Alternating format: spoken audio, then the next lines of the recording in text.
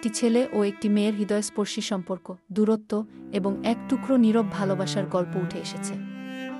আরিয়ান আর সায়রা একসময় কলেজের সবচেয়ে সুন্দর জুটি ছিল। সবাই বলতো, তোমাদের দেখে মনে হয় সিনেমার গল্প। কিন্তু সময় তো সব বদলে দেয়। স্নাতক শেষে সায়রা চলে যায় শহরের বাইরে চাকরির জন্য। আরিয়ান থেকে যায় তার ছোট্ট শহরেই। তাদের মধ্যে কথা কমে আসে, ভুল বোঝাবুঝি বাড়তে থাকে।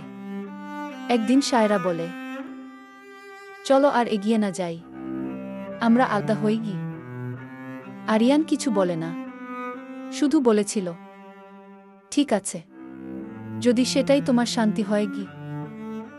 6 মাস পর একদিন হঠাৎ শহরের পুরনো পার্কে সায়রা ফিরে আসে, একটা চিঠি হাতে। চিঠিটা সে নিজে আরিয়ানকে দিতে চেয়েছিল।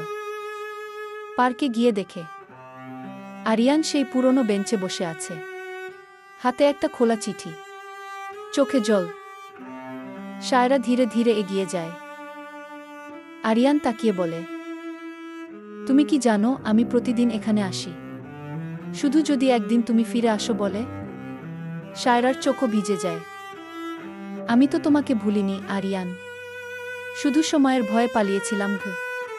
আরিয়ান হেসে বলে, ভালোবাসা ভুলে যাওয়া যায় না সায়রা, শুধু লুকিয়ে রাখতে হয় গু।